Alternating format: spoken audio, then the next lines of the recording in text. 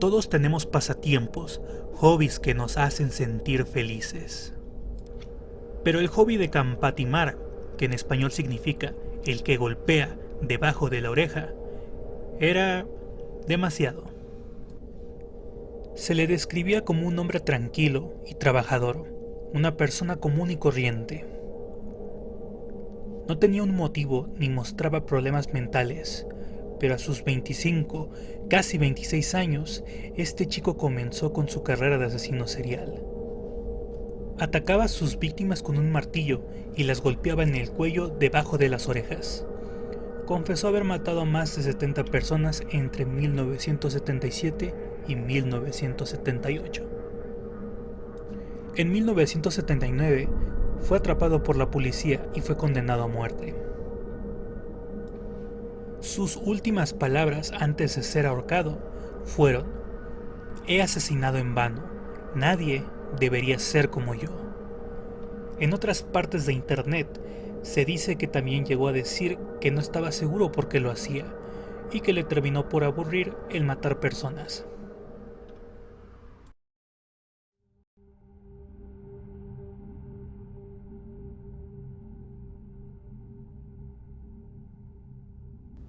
Mohan Kumar es uno de los asesinos seriales más misteriosos que existen.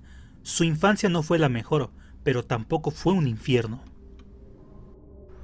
Su padre lo abandonó antes de nacer, y su madre lo describe como un niño dulce y muy amoroso.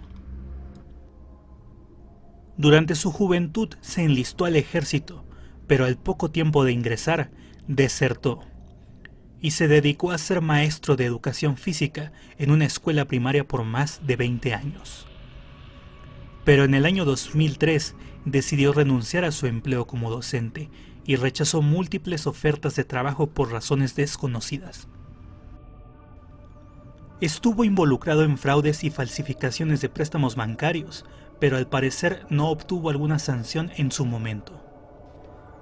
Alrededor del año 2005, Kumar empezó a buscar mujeres jóvenes de bajos recursos, atrayéndolas con el anzuelo de pagar su dote y prometiendo un matrimonio de ensueño y endulzando su oído de que él era un marido perfecto para ellas. Si su víctima respondía positivamente, Kumar trataría de cortejar a su víctima, y si todo marchaba bien después de unas cuantas citas, Kumar les propondría fugarse con él a un pueblo cercano de la ciudad. Luego pasarían una noche picante en una cabaña, y durante o después del acto, Kumar prometía casarse con la chica al día siguiente. Después de la mágica velada, Kumar llevaría a su víctima a una parada de autobuses cercana al pueblo y les daba 2 pastillas de cianuro, alegando que eran píldoras anticonceptivas. Kumar les advertía a sus víctimas que era muy probable que las píldoras les provocaría el vómito al poco tiempo de consumirlas, y que lo mejor era ir al baño de la estación e ingerirlas ahí mismo. Solo tomaba unos pocos minutos para que las chicas cayeran muertas. Kumar entraba al baño, le quitaba todos los objetos de valor, principalmente joyería, y huía de la escena del crimen. Cuando la policía encontraba los cuerpos, los registraba como un suicidio por una decepción amorosa, y lamentablemente las chicas que fueron víctimas de Kumar provenían de familias muy pobres y no tenían los recursos o influencias para presionar a la policía. Esto hizo que la racha de Kumar se mantuviera intacta hasta octubre del 2009. Gracias a que Kumar no se deshizo de un teléfono móvil de una de sus víctimas, quedándoselo para su uso personal, dio con su arresto, ya que realizó llamadas a otras chicas que terminaron muertas después de verse con Kumar. Después del arresto de Mohan Kumar, vecinos, amigos y familiares se negaban a aceptar que un amigable exmaestro de primaria, casado, sin vicios y con hijos, era un despiadado asesino en serie. En sus primeros días de prisión, Kumar intentó quitarse la vida, golpeando su cabeza con la pared del baño. Los policías le habían dado permiso para hacer sus necesidades, y luego de escuchar un ruido extraño que venía del interior del baño, y que seguramente no fue una estruendosa flatulencia, decidieron abrir la puerta y vieron el patético acto de Kumar. Logró abrirse la cabeza y la sangre brotaba profusamente, pero lograron salvarlo y llevarlo al hospital. Fue condenado a muerte, pero actualmente no se sabe si se encuentra vivo o muerto.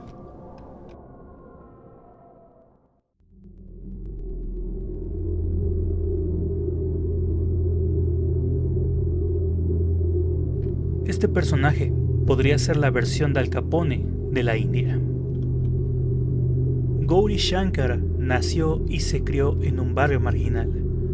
Un día, su padre tomó la decisión de abandonarlo y escapó con otra mujer. Esto dejó destrozada a la familia y al pequeño Shankar. La madre de Shankar no le daba la atención que requería su hijo.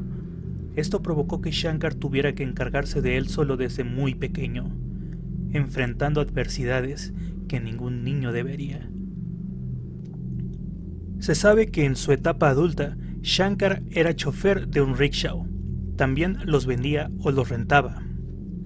Los rickshaw básicamente son bicitaxis, y también tenía un trabajo de medio tiempo en la mafia.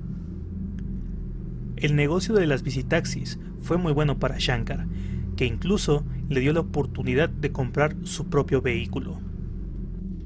Cuando tenía que hacer su papel de gángster, se dedicaba a asaltar a proveedores de alcohol y lo vendía en su pueblo y alrededores, ya que en el estado y en el tiempo que pasó esto, que fue en los lejanos e interesantes años 80, el alcohol estaba prohibido para su venta con fines recreativos y estaba en vigor en gran parte de la India. En la actualidad son pocos los estados que aún mantienen esta prohibición. Shankar pasó de ser un simple delincuente a un don, un jefe de la mafia. ¿Pero por qué aparece en este video? Shankar estaba enamorado de una mujer que había conocido en un cabaret, y en un ataque de celos le quitó la vida a esta chica y la enterró en el piso de un edificio que era propiedad de Shankar, y esto desencadenó su sed de sangre. La ambición de Shankar era muy grande. El negocio de contrabando de licor y las bicitaxis no fueron sus únicos negocios. Cuando Shankar adquirió su automóvil, realizaba trayectos largos en las carreteras, y si veía una mujer que vivía en la calle o alguna jovencita, él la abordaba, les daba joyas o las arropaba y les daba de comer, pero con una condición. Y esa condición era que debían irse a vivir con él. Las mujeres que aceptaban no se imaginaban que su próximo oficio sería vender su cuerpo. Había algunas chicas que aceptaban de buena gana, a otras las secuestraba. Shankar era un hombre demasiado influyente. Él podía mantener a la policía bajo control porque tenía conexiones políticas. La prostitución fue lo que lo catapultó a ser un hombre muy poderoso en su estado. Generaba mucho más dinero y era menor el riesgo, a diferencia del contrabando. E incluso se dice que llegó a construir escuelas, ayudó a su comunidad con dinero y comida. La gente de su barrio lo quería mucho, y algunas personas tenían su foto en un altar al lado de la imagen de Dios. Era ridículo el cariño que le tenía la gente. Pero si una chica se negaba o intentaba escapar, tenía que morir. No se sabe exactamente cuál era el método favorito de Shankar. Las víctimas eran estranguladas o torturadas hasta la muerte por los asociados de Shankar. Y una vez que perdían la vida, Shankar recogía el cadáver, lo llevaba a una zona secreta y le prendía fuego al cadáver. Las cenizas siempre las arrojaba al mar. En otras ocasiones, prefería enterrar a sus víctimas en cuartos de hotel o en el propio piso de su hogar, pero esto lo hacía más a menudo con hombres que se negaban a pagar los servicios con una de las chicas. Esta práctica de asesinar a los gorrones y enterrarlos en su propiedad fue lo que lo llevó a las rejas, ya que un día él, sin saber, asesinó a una persona influyente. La policía en otros estados ya lo tenía bajo investigación y las pocas chicas que lograron salvarse de las garras de Shankar lo denunciaron. Ya habían desaparecido un gran número de mujeres a los alrededores, y esto generó mucha presión. Pero parece ser que la policía se preocupó mucho más por el contrabando de alcohol que de las víctimas y del prostíbulo clandestino. Un día, la policía tocó la puerta de su casa e inspeccionó la propiedad. Encontraron bastantes pruebas y el cadáver de esa persona influyente, que estaba escondida en una de las paredes de su casa. Se descubrió su negocio de contrabando y su gran catálogo de mujeres.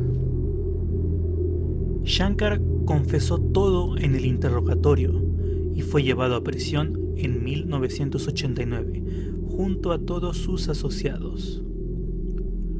Logró escapar de prisión con un plan más o menos elaborado en 1990 y 2 años después fue recapturado. Después de una exhaustiva investigación, lograron imputarle 9 homicidios, aunque se sospechan que fueron más. Shankar y varios de sus cómplices fueron ahorcados el 27 de abril de 1995 y otros siguen en prisión cumpliendo cadena perpetua.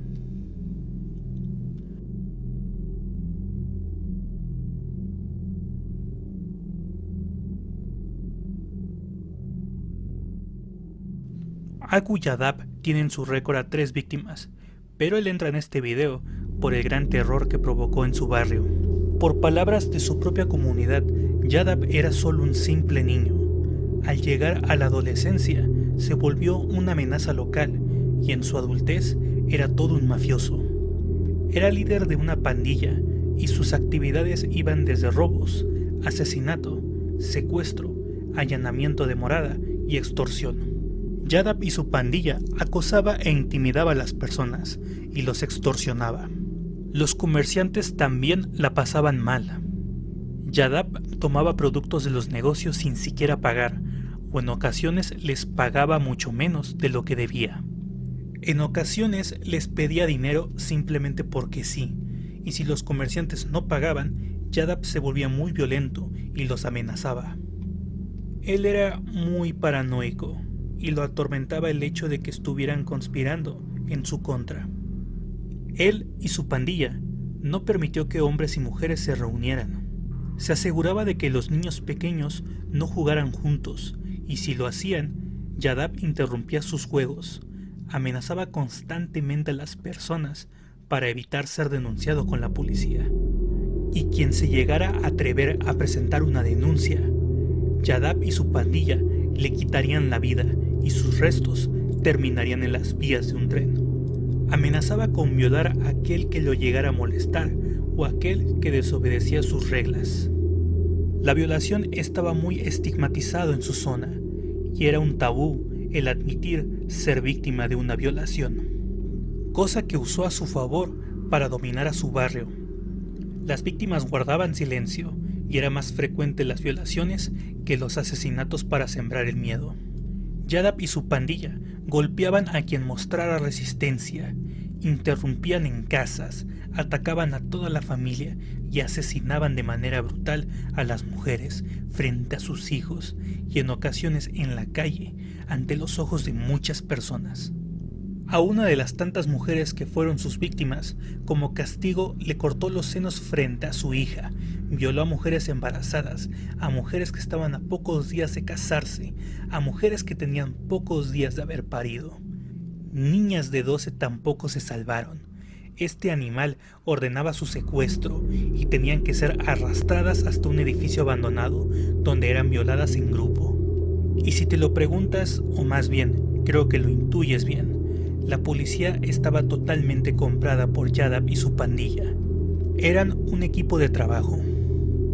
Y si alguien los denunciaba, la policía se encargaba de avisarle a la pandilla, o en ocasiones negaban denuncias, con la excusa de «eres una mujer suelta, loca, por eso mismo te violó». E incluso se sospecha que algunos miembros de la policía participaron en violaciones en grupo cuando una chica iba a denunciar a Yadav. Muchas familias se mudaron. Los comerciantes errantes evitaban el barrio de Yadab y muchas amas de casa tenían que caminar largas distancias para comprar alimentos. Llegaron a secuestrar niños para que las familias no pudieran irse y los mantenían encerrados por días y muchas veces los terminaban matando. La policía no interfería en los asuntos de Yadab y su pandilla, mientras solo atacara a los pobres. Toda esta pesadilla duró más de una década. Pero un día, una mujer de nombre Usha Narayane sería quien le pondría fin a Yadab, a su pandilla y a todo el terror que sembró. Una mujer de nombre Ratna Dungiri había sido otra víctima más de Yadab y su pandilla. Habían violado a su hija de 13 años y destrozaron toda su casa después de que le habían exigido dinero, pero ella no podía pagar. Usha le dijo que lo denunciara, pero Ratna se negó. Así que Usha acudió personalmente a la policía y presentó una denuncia. La policía rápidamente le informó a Yadab sobre la denuncia y este se enfureció. Yadab junto a 40 de sus asociados fueron a la casa de Usha y la rodearon. Usha, al percatarse de esto, bloqueó la puerta de su hogar. Yadab intentó negociar con Usha. Le dijo que si retiraba la denuncia no le haría ningún daño, pero Usha se negó y dijo que no se iba a rendir. Llamó a la policía para pedir ayuda. Le dijeron que iban en camino, pero nunca llegaron. Yadab, al escuchar la respuesta de Usha y la llamada telefónica, enloqueció totalmente. Se escuchaba violentos golpes en la puerta de Usha, acompañado de insultos y amenazas. Yadab amenazaba a Usha con arrojarle una botella de ácido en su cara y le describía diferentes formas en las que sería torturada y violada. Usha le respondió con insultos. Se mantuvo firme todo el tiempo. Yadab y sus asociados estaban a punto de derribar la puerta, pero Usha, con una enorme valentía, abrió la llave de un cilindro de gas que se encontraba en su cocina, agarró un fósforo y advirtió que si irrumpían en su casa, encendería el fósforo y se volaría a ella y con todos ellos. Yadab y su pandilla, al oler al gas, decidieron retirarse. Después de este momento tan tenso, los vecinos se enteraron de lo que le había pasado a Usha. La comunidad dejó de tener miedo. Salieron a las calles, recogieron piedras, palos, cualquier cosa que sirviera como un arma.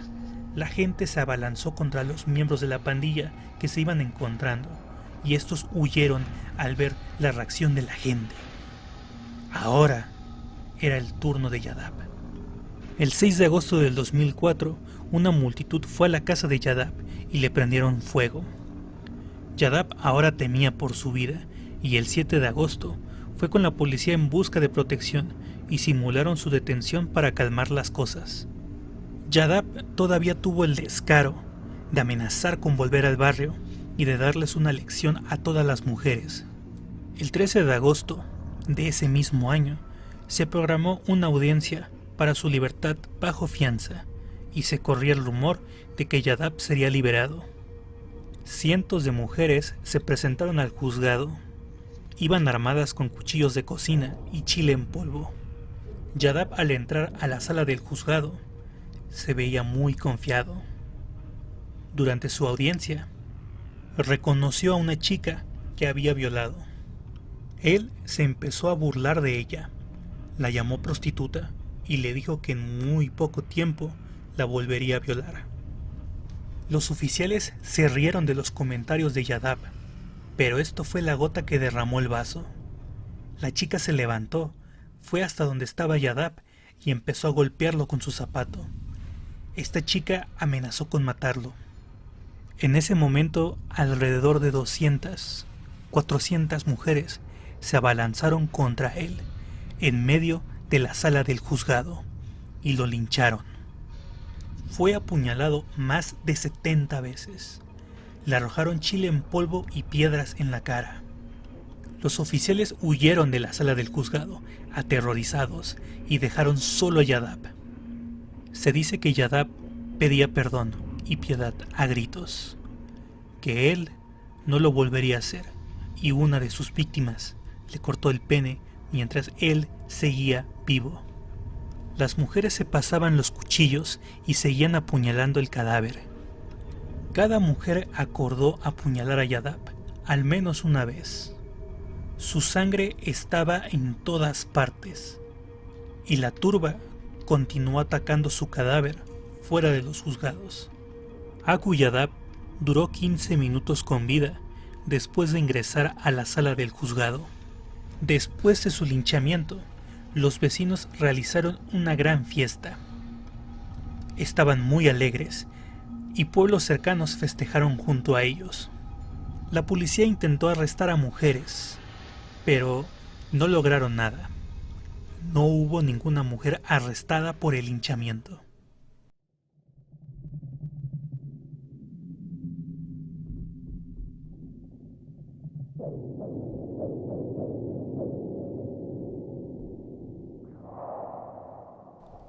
Darbhara Singh es uno de los hombres más enfermos que han existido en el mundo, un asesino serial asqueroso. Se desconoce cómo fue su infancia, pero a la edad de 20 años se unió a las Fuerzas Armadas de la India y fue enviado a la Fuerza Aérea en Pathankot. En 1975, Darbhara fue acusado de lanzar una granada al domicilio de su oficial superior después de haber tenido una acalorada discusión. La esposa y el hijo adolescente del oficial resultaron gravemente heridos. Darbhara fue despedido y arrestado, pero fue absuelto después de un juicio. Regresó a su hogar con sus 3 hijos. Su esposa había dejado de amarlo desde hace mucho y lo corrió de la casa por sus malas costumbres. En 1996, Darbhara violó e intentó asesinar a una niña que era hija de un inmigrante. Afortunadamente esta niña se salvó y un año más tarde Darbhara fue a prisión por esto. Y aparte se le declaró culpable de 3 casos de violación e intento de asesinato. Fue condenado a 30 años de prisión, pero el 3 de diciembre del año 2003, su petición de clemencia fue aceptada por su buena conducta y fue puesto en libertad. Mientras estuvo en prisión, Darbhara desarrolló un enorme odio hacia los inmigrantes. Él decía que eran culpables por los años que perdió en prisión. Tenía sentido en su retorcida mente. Después de salir de prisión y de que su esposa lo echara de la casa, se mudó a una nueva ciudad, comenzó una nueva vida, laboraba en una fábrica y vivía en una pequeña habitación que rentaba. También comenzó a planear su venganza contra los inmigrantes.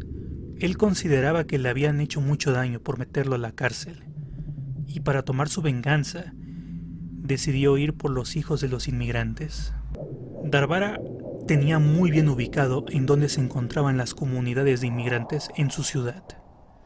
Se transportaba en una bicicleta y él se paseaba alrededor de estas comunidades. También se daba una vuelta en los parques, de 10 de la mañana hasta las 12 de la tarde. Oh sí, tenía su horario favorito, y él eligió esas horas porque los padres estaban en el trabajo. Darbhara atraía a sus víctimas con dulces, comida, jugos, en ocasiones con juguetes. Les decía que se iban a divertir, que iban a dar la vuelta o que les iba a comprar algo si se iban con él. Él subía a su víctima a la bicicleta y le daba un paseo. Llevaba al niño a un lugar muy apartado, y cuando este monstruo encontraba el lugar y el momento perfecto, él sometía al niño y le cortaba la garganta para después violar el cadáver. Darbhara confesó en el interrogatorio que él les cortaba la garganta para evitar que los niños gritaran. También confesó que él, cada vez que mataba a un niño inmigrante, festejaba con licor y una buena comida. Dejaba desnudo el cadáver de su víctima y los arrojaba a ríos, alcantarillas, o los ocultaba entre arbustos. A otros cuerpos los mutilaba. Esto lo hizo por 7 meses, y el número total de víctimas confirmado por la policía fue de 23 niños. 17 de ellos murieron, y ninguno pasaba de los 10 años. El nivel de sinvergüenza de Darbhara era de no creerse. Después de su arresto, Darbhara se enteró que una de sus víctimas no era inmigrante, y dijo que se sentía conmocionado por haber matado a una niña que no lo merecía. La policía logró atraparlo gracias a la presión, a diferentes denuncias y por descripciones de niños que se negaron a acompañarlo. Un día, unos agentes encubiertos se encontraban en la zona de caza de este monstruo. Vieron a nuestro personaje en su bicicleta y con una bolsa de dulces en una de sus manos. Los agentes lo siguieron discretamente, pero Darbhara se dio cuenta de esto. Arrojó su bicicleta y trató de huir, pero los oficiales lograron interceptarlo e interrogarlo. Darbhara confesó todo en el momento. Al principio fue condenado a muerte, pero por falta de pruebas y retrasos examinando testigos, huellas y pruebas de sangre, su sentencia cambió a cadena perpetua. No es necesario mencionar que esto indignó demasiado a las familias de las víctimas y a muchas personas. Darbhara falleció el 6 de junio del 2018 en un hospital. Se desconoce la enfermedad y su familia no quiso reclamar el cadáver y calificó de imperdonable sus crímenes.